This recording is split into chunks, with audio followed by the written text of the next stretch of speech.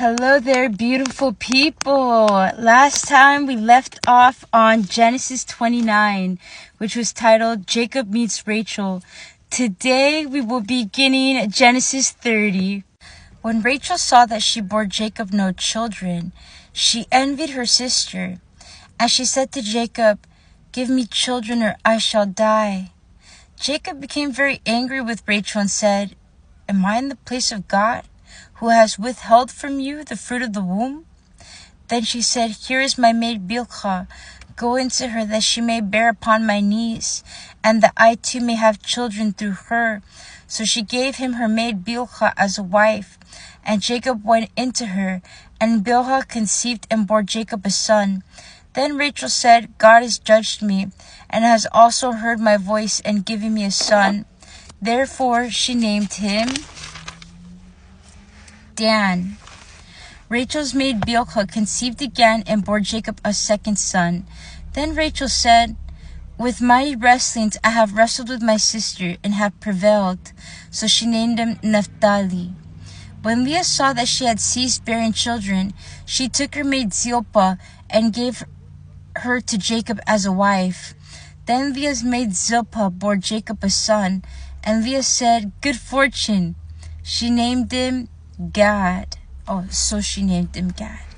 Leah's maid Zilpah bore Jacob a second son, and Leah said, "Happy am I, for the women will call me happy." So she named him Asher. In the days of wheat harvest, Reuben went and found mandrakes in the field, and brought them to his mother Leah. Then Rachel said to Leah, "Please give me some of your son's mandrakes." But she said to her, "Is it a small matter that you have taken away my husband? Would you take away my son's mandrakes also?" Rachel said, "Then he may lie with you tonight for your son's mandrakes."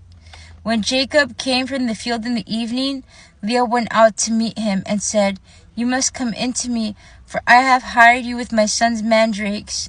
So he lay with her that night, and God heeded Leah, and she conceived and bore Jacob a fifth son. Leah said, "God has given me my hire because I gave my maid to my husband."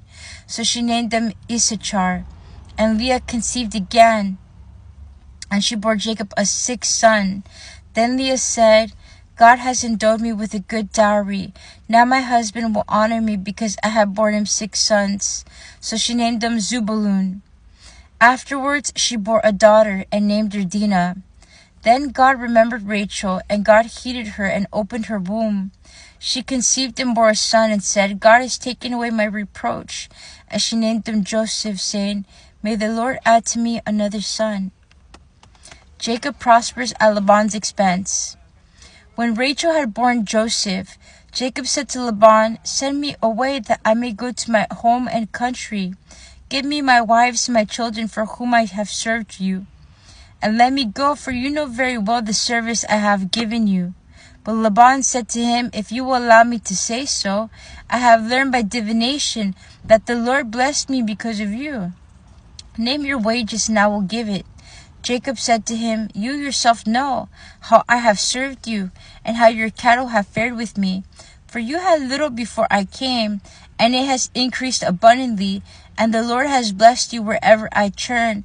But now, when shall I provide for my own household also?" He said, "What shall I give you?" Jacob said, "You shall not give me anything. If you will do this for me, I will again feed your flock and keep it. Let me pass through all your flock today, removing for it every speckled and spotted sheep and every black lamb, and the spotted and speckled among the goats, and such shall be my wages. So my honesty will answer for me later when you come to look into my wages with you.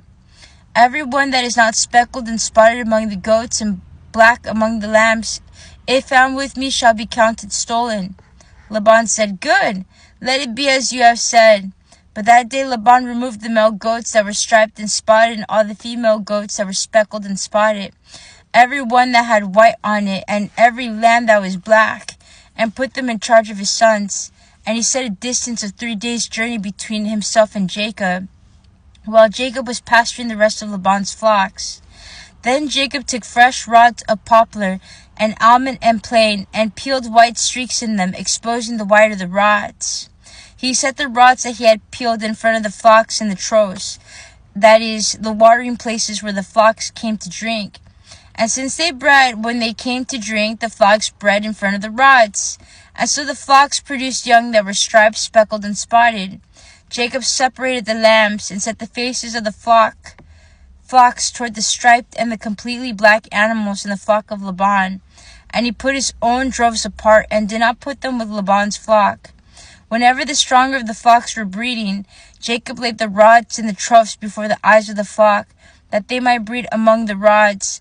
But for the feebler of the flock he did not lay them there, so the feebler were Laban's, and the strongest Jacob's.